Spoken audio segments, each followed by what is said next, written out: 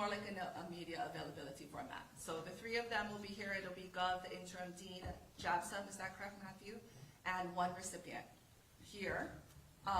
They will just kind of self-introduce. They'll probably each share remarks. And then when appropriate, I'll just facilitate media Q&A off to the side. Just out the gate right now, do you think you guys will have questions? Pass on PHON? Oh no. Yeah, will you guys have questions? Oh, hi Daryl. He will definitely have questions. Do I have KITV? Will you have, what was your name? Ariel? Ariel, will you have questions? I don't have any as of right now, but maybe. Okay, just look at me. Yeah, look at me and I'll call. It's not super free for all, just kind of, I'll call Daryl first because I know he'll have questions. You pass. You may? May, I may. May. Okay, so May, Daryl, it goes first. Is that okay? Good? You got anything? I'm flexible. You're flexible. Okay, you're gonna go first then, okay? Okay. I'll try to start shortly. Did you figure this out? Yeah. This has a name. No, the ASL situation. Because he'll be there. Okay. And we will have an interpreter in case you don't shoot. Am I missing anyone else besides Dad and the 3 TV stations? Am I missing anybody else?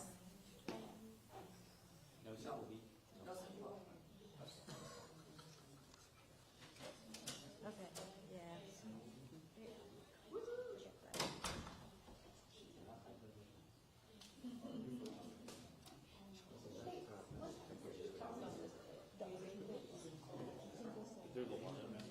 That's why I'm making extra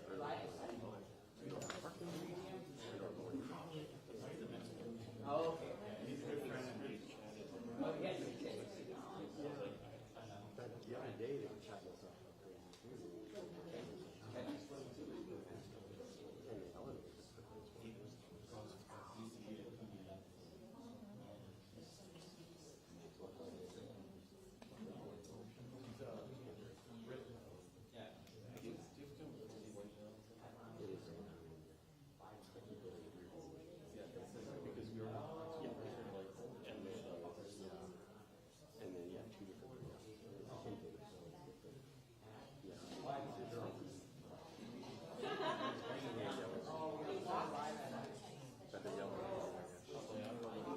I know, because I've gotten like 2 years.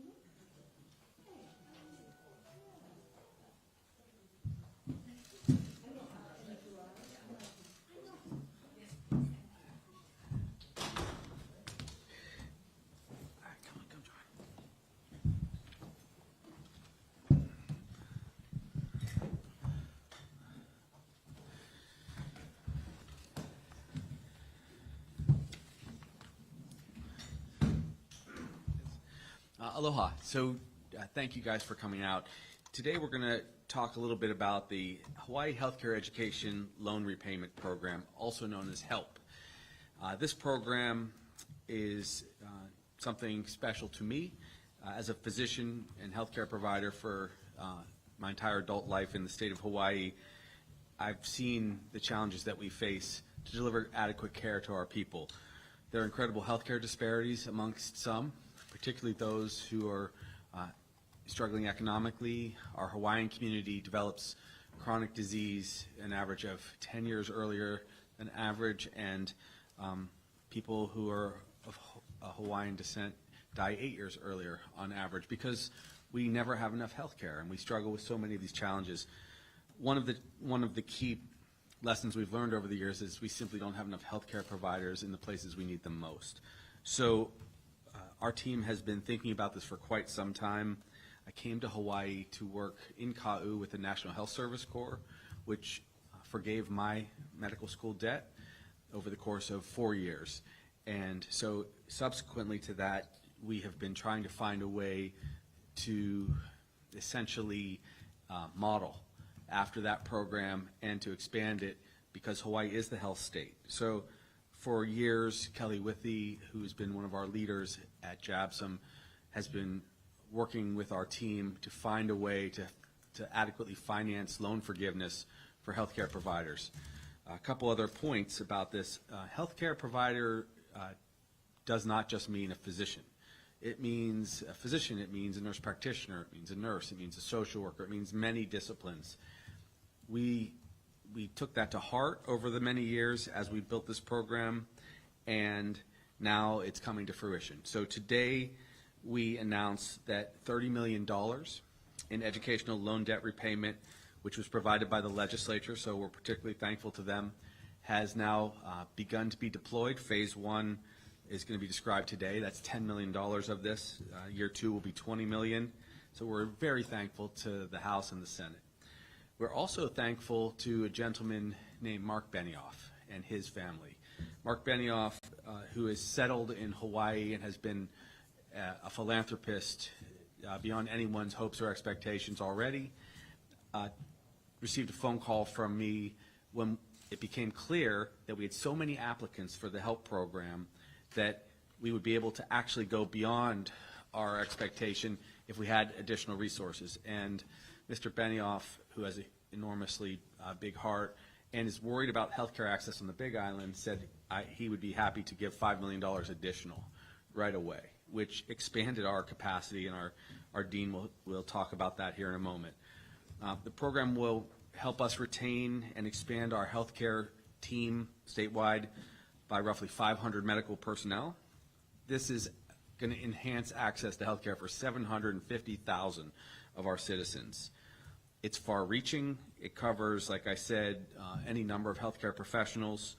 And the reason we include social workers, because they are a part of the health team, and pharmacists and medical assistants, in addition to nurses and doctors, is because, as we all know, people who are on the street and are in dire need of social service to get into the healthcare system will benefit, because we never have the ability to retain individuals, especially those who might make less money, because housing is so expensive. So this will help them. They will not have this medical debt. It runs the gamut. It's unprecedented how much interest we got. It was shocking how many people applied. I believe it was over 1,000 applications almost immediately. And it just exploded in interest. We're hearing from all over the country, people that want to come back, people who were trained here, who grew up here, who already are here and had some experiences. So hundreds of applications, and now here, just in time for Christmas, we're going to have this announcement of 500 professionals that come into the program. Again, it helps us attack the health disparities question. It means people will live longer, and it's really something special. A few other people that were very kind and worked on this program. One of my team, Cameron, did an exceptional amount of additional work. Thank you for that, brother.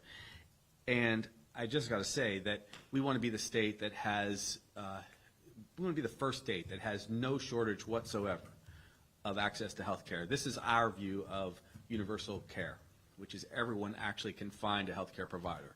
And you give us 5 or 6 years of this program, and that's what we'll achieve. So without too much further ado, I want to now introduce Dr. B. Lum, who's our dean over at JABSOM, who's been exceptional. Her work in this area, and our previous dean, I think it's fair to say, Dean Hedges was terrific and worked with us on this for many years before his retirement, but we've been lucky, really lucky to have Lee here, who took this to heart right away, because it's a lot of implementation work to get these healthcare providers, she and Kelly and finally Hilton Rathel at the Healthcare Association. These were many of our point people, in addition to our Director of Health, to make this happen. So. Great. Mahalo. Thank you. Happy holidays, everyone. We're just so pleased. I am Lee Boykinseho-Lum. I'm the interim dean at JABSOM, and I also have the privilege of chairing the HELP Steering Committee.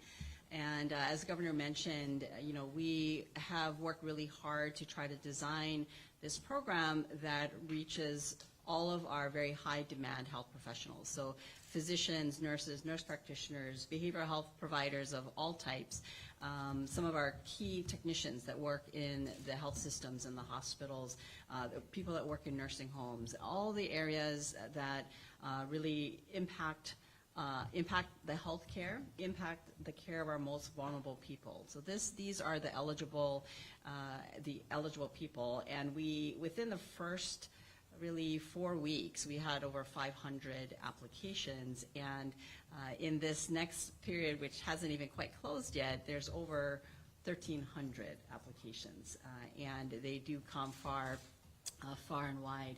And so we're really happy that the HELP Steering Committee is comprised of representatives, including our UH Manoa School of Nursing Dean, Dr. Siria Ulep, and we've got leaders from Hawaii Pacific University, from Chaminade, from our Department of Health, Healthcare Association of Hawaii, Robert Hirokawa from the Primary Care Association of Hawaii, because again, our populations in the federally qualified health centers are among those that have the worst health disparities.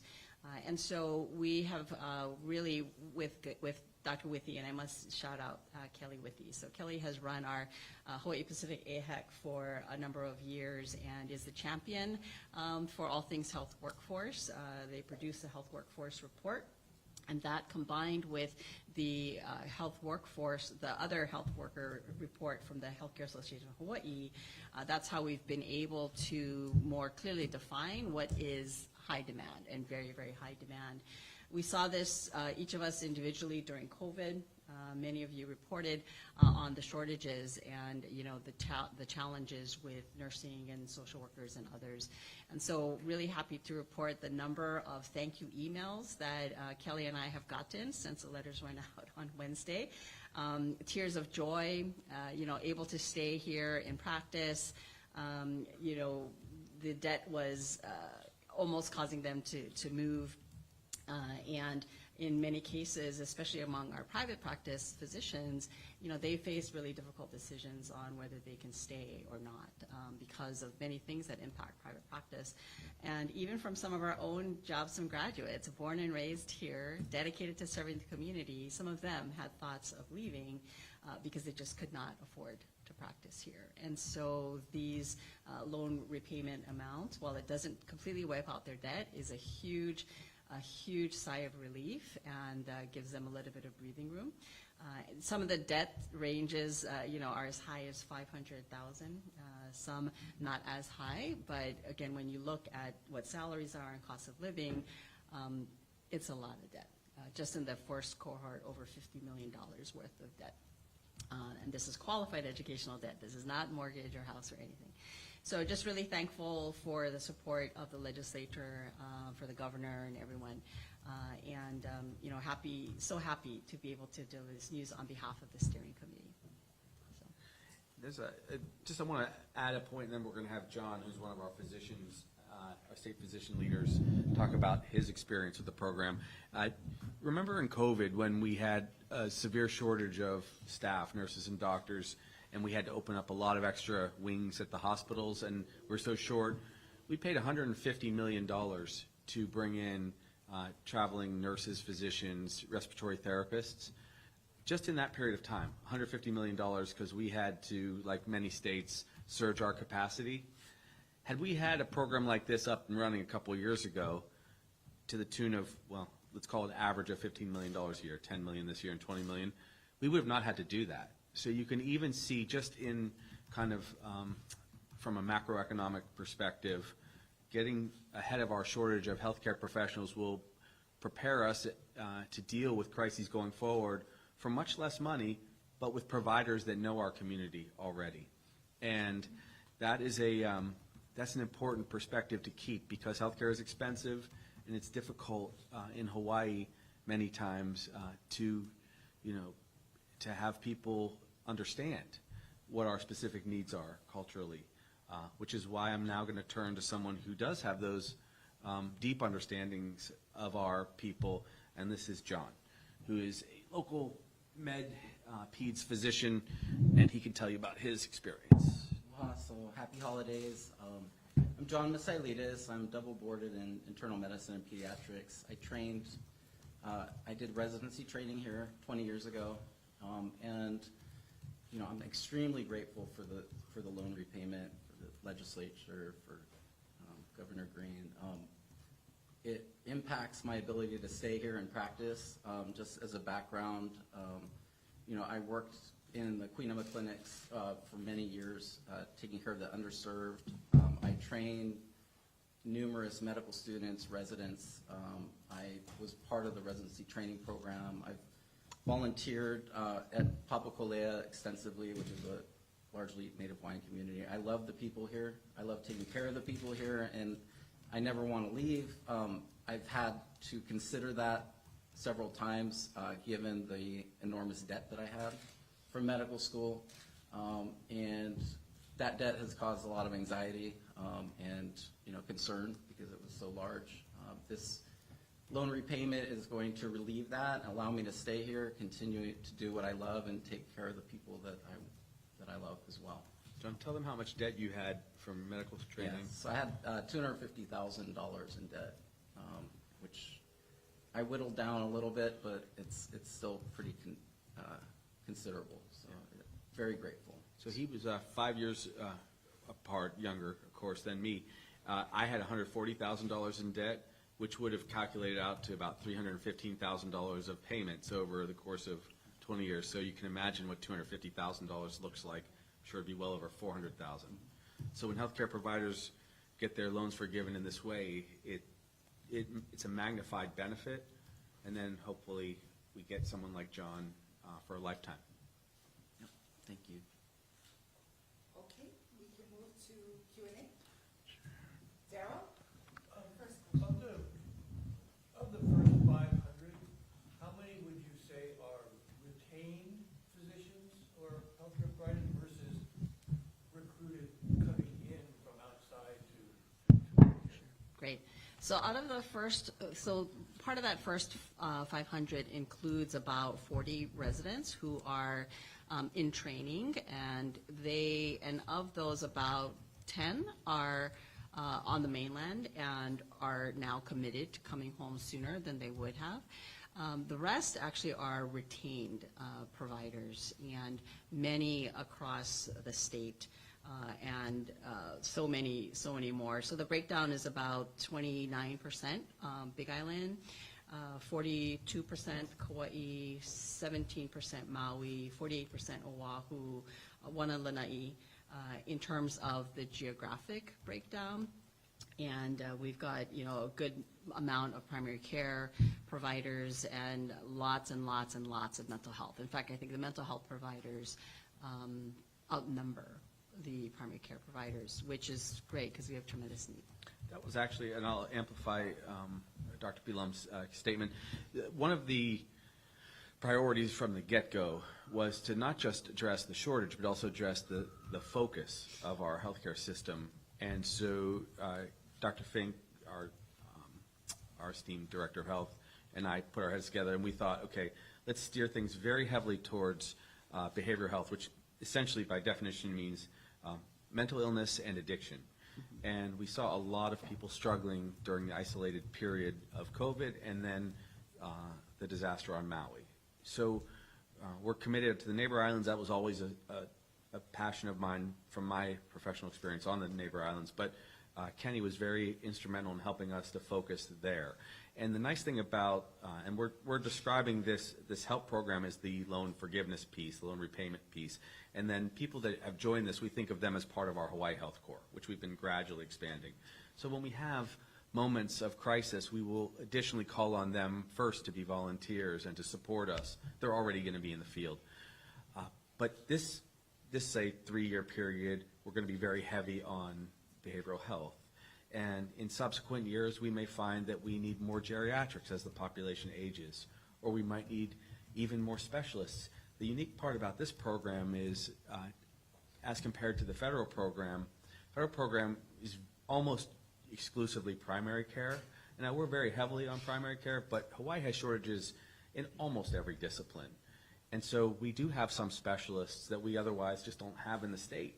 And keeping them here, too, because of the debt profiles like John has, is necessary. I'll remind people that when a healthcare provider comes out of their training, they're usually in their early 30s. So they haven't had a job, and they haven't had a house, and they have $250,000 to as high as, what's the highest debt? 500. We have some individuals $500,000 in debt, which might be the better part of $1 million to repay by the time they repay it. So they then make a decision often to go and work in a place where they might find higher reimbursements or just bigger salaries in general. And we lose our local people. So in this case, we're going to do a ton of retention. We've had an aging physician population, and that's always been a challenge too. So as some of those docs go out, we repay the debt here. We also expand the practices as we've been doing for all of the physicians plus nurse practitioners and PAs, and that's how we get ahead of all these health crises. To follow up then, in the next tranche,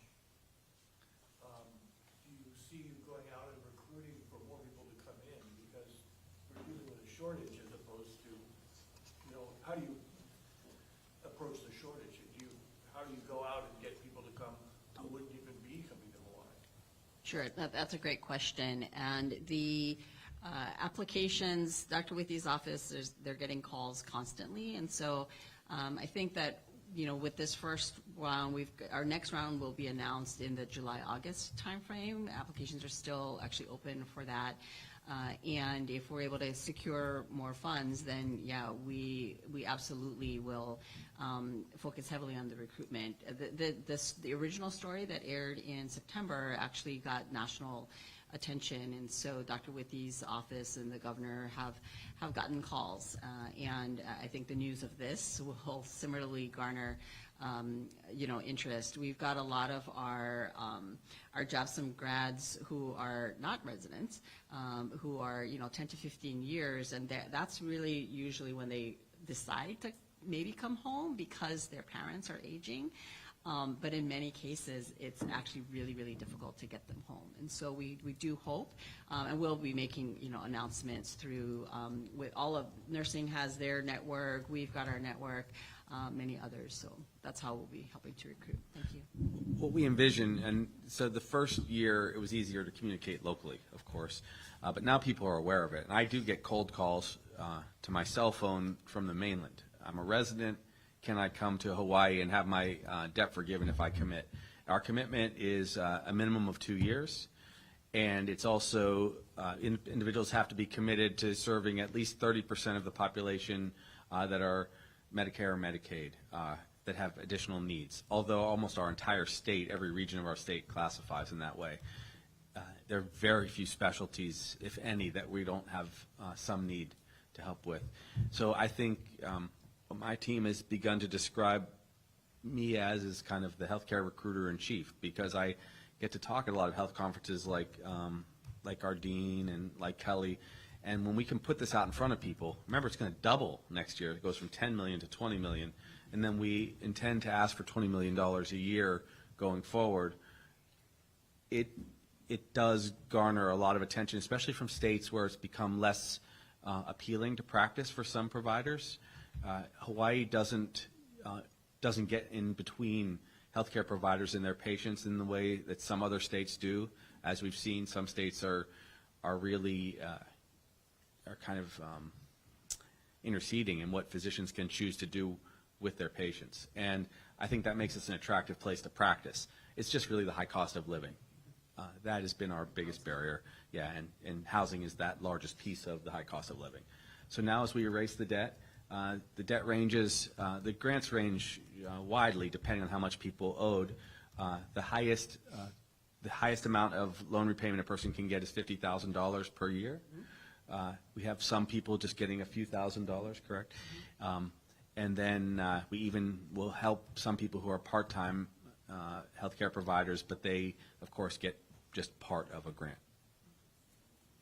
Dan, you have a question? Yeah, two. One, just to follow up on the point about cold calls, but also if John could tell us a little bit more about your bio, how old you are, where you're from, where you went to medical school, but Yes. Governor, I inferred that you're getting calls from people with no Hawaii ties interested in loan forgiveness. The program is for people with Hawaii ties. What are you, is that a large number of people that have heard about it, they're on the mainland? Do you have a ballpark, how many of those you're getting? Well, I've had dozens and dozens of calls, for sure. I've had calls ranging from people that I did residency with 25 years ago who still have $100,000 in debt, and they have a connection somewhere or another, a relative in Hawaii. But I'm getting a lot of calls actually from parents of children who are off in nursing school or off in medical school or have a social worker child that they just feel they can't ask to come home because they can't afford a house. And so when we're able to share, yes, your child who has $60,000 in debt from social work degrees will have that debt forgiven, that's often the tipping point to get them to come back and be home with their family and now serve our patients. So a lot of parents have been calling me and stopping me in the street at Ala Moana Park saying my child went to Castle and then went to USC and got a degree, but they have too much debt to come home. Can you pay their debt down? And they'll come back. So I can't even tell you, that's like the most common version of the conversation. And it's really gratifying to say, well, apply now, and we have pretty high confidence that as long as we can verify your child's medical training debt and your connections in any way to Hawaii, they've got a really good shot at getting approved.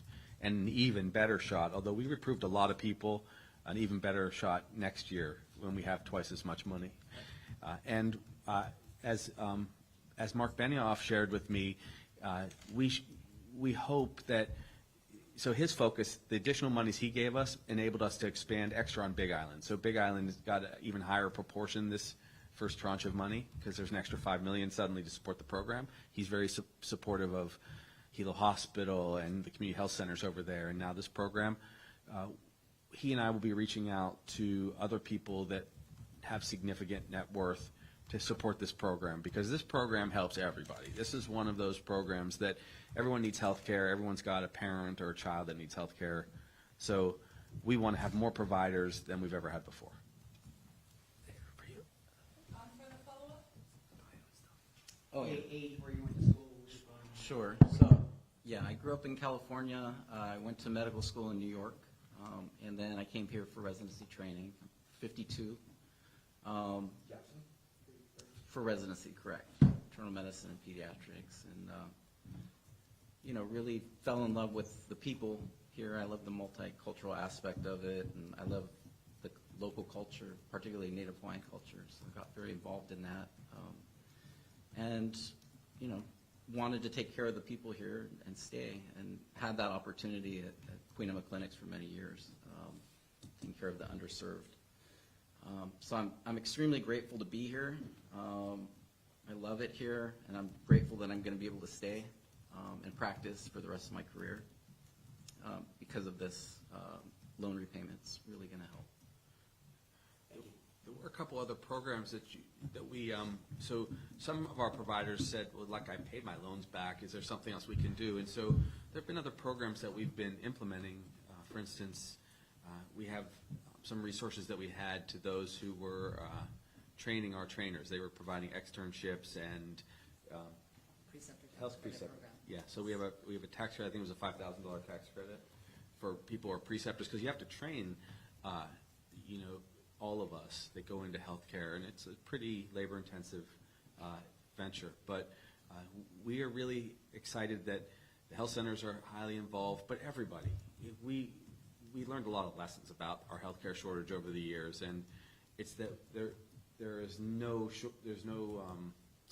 safe space in healthcare these days. You're going to find a shortage somewhere in our state, in every discipline. And so we're going to be able to be very targeted and thoughtful about whether we need a nephrologist here, where there's more renal failure, or whether we need another surgeon in an area where we have more traumas from car accidents, or where we need a lot more help with vaccinations across the state if there's a pandemic. So all of these things are going to be a focus of the committee. The committee will keep getting together, and we really hope to be a national model, because I believe that in exchange for this level of service that we should have universal loan repayment for all healthcare providers in our country, provided they're helping those that are struggling. And a lot of people in Hawaii are on Medicaid. 1 in 4 of our citizens, 465,000 people, are on Medicaid. We have an elderly population. So in our state, more than any other, it's easy to justify this kind of program. But I don't know of many states that wouldn't benefit from this. Ariel? Yeah, I just had a clarifying question. So I know there's like 2 rounds each year to announce recipients. How many recipients? Is it 500 recipients per round? And then around how much does each person get, or does it depend on how much debt they have? Yes, so for the first question, the number of recipients is really dependent on the amount of money that we have to give. So it's about 500 for this first round. The next tranche will have the double of the money, because that's when the $20 million will kick in with this next fiscal year. It may actually be more than 1,000 in part because some of the applicants have lower debt. And so the maximum amount that folks are eligible for is $50,000 if they're primary care, behavioral health, or any specialty on a rural. And we're using the Hawaiʻi definition of rural, so that includes places on rural Oahu, like Kahuku and other places. So that's great. Waianae, Waimau. But we've got, it's open to other specialties as well and other disciplines, and some of the disciplines tend to have lower debt. So some of the nurses who are working in our clinics and our hospitals, they tend to have lower debts, but the nurse practitioners actually have higher debts. Many of our psychologists have debts close to the lower end of some of the physician debt, because the cost of getting a doctoral degree is quite expensive. So but we look at all of those factors, and so the Hawaiʻi ties are important. That's a part of the application.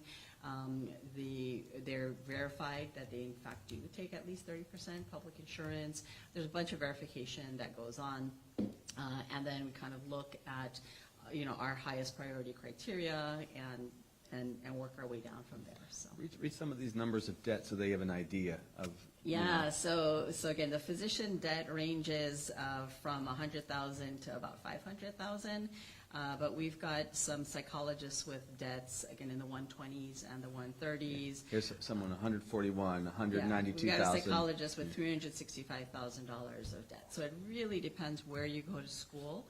And we're really lucky that for those that come to school here, University of Hawaii is an amazing bargain for the education that you get, but it is still expensive. But we do know that, again, when you go to a private school, for example, for whether any part of your education, it is going to be more expensive.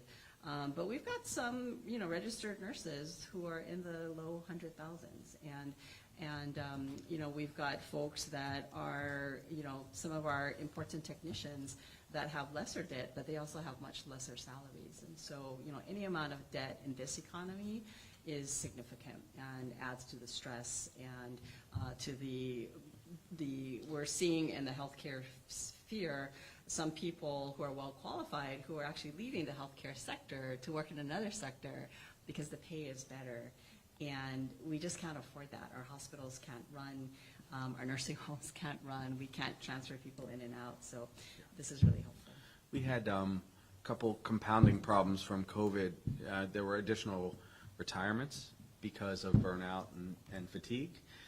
We also had a lot of, as the dean said, a lot of people leave the field if they were on in the lower tiers of pay, like say at some long-term care facilities, and that created a lot of challenges because if we don't have nurses and physicians and aides at long-term care facilities, we couldn't discharge people to get their rehabilitation, so the hospital beds remained occupied. So we really need to expand the entire base of our healthcare system, and that's why having such a broad capacity to forgive loans it's going to be kind of the magic actually to repopulate a lot of our facilities and open up those beds. So we're really excited to see what the effect is. Like I said, the first year was stunning how many people applied.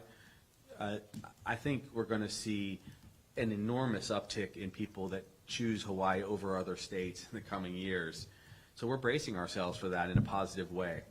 And that's how you just take us to the next level. We already are the healthiest state. We have the longest lifespan. But that also means we have a lot of extra care to deliver to elderly individuals. And we're perhaps the most generous system in the country for those who need health insurance from Medicaid. And again, it's sometimes difficult to attract healthcare providers into that service. All of these people in the Hawaii Health Corps are going to be helping there. Any final questions from my double Ds? I knew one had. Go, Daryl. You know, I've got a lot of very specific questions. Maybe I'll follow up afterwards just to get the details straight. But the other complaint that you get from the healthcare field about Hawaii, operating Hawaii, is the taxation rates.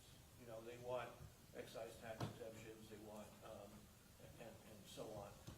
Are you going to, in this legislature, pursue those again, the excise tax breaks for Medicaid doctors and so on? I've always favored that personally. I will tell you, as we wrestled what the benefits would be, for direct supportive providers, this is just way larger for those who have debt.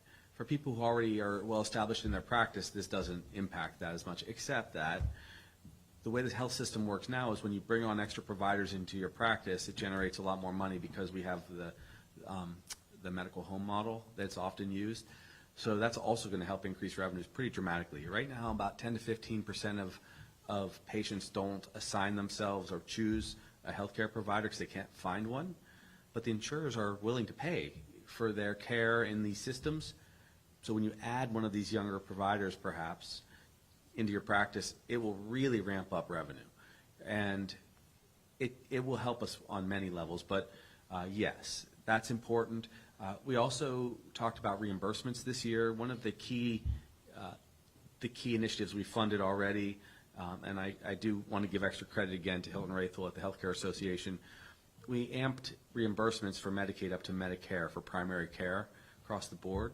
And that, again, was much larger than erasing the 4.166% general excise tax on healthcare. Though, you know, we do in general in health favor getting rid of any regressive taxes, and since we believe healthcare is a human right, trying to do that. But I find this to be the most direct way to help healthcare providers. Dean, so 500 people got approved. That's a big number. Do you have an estimate of how many were not accepted?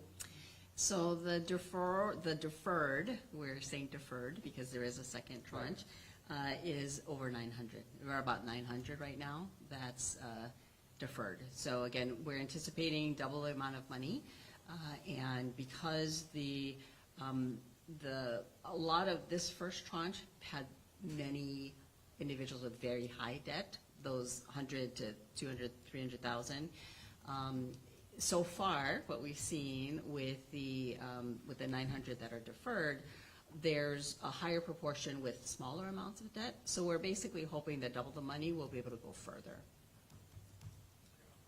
Yeah. We will also keep looking to get federal matches. We have some federal match already. I think there was at least $1 million in the programs. $875,000. $875,000 in federal match, which helps us too. And this does not discourage people from also still applying to the National Health Service Corps and other programs like the one I did. Obviously, we don't give, we're not going to give someone extra monies if they're getting all of their loans forgiven from another program. But as just a sheer coincidence, so I had, as an undergraduate, I had about $75,000 of debt, and then I had $140,000 of medical school debt. Medical school debt was all forgiven with the National Health Service. Today, this morning, the last $183 deduction from my account occurred. It was just bizarre that we end up having this press conference today. I'm 53 years old, so I've been ticking away on that 70 grand for 30 years, basically. Probably should have paid off a long time ago. Yeah, it was an expensive school back then. But so I'm debt free today, and soon another 500 healthcare providers will be, though separate roads to that. And we just want to emphasize that we believe in education for as many people as will choose it. So we're going to continue to work towards universal community college to the best of our ability. We're going to be supporting UH Manoa to do extra grants in all disciplines. But if you want to know the deeper strategy from our administration, it was to support education, public education early on. That's why we did that contract early and increased salaries for teachers, followed by another essential service, which is healthcare. And we're going to continue to move through the essential workforce that's struggling to stay in Hawaii, one group at a time, so that we address all of our society's challenges.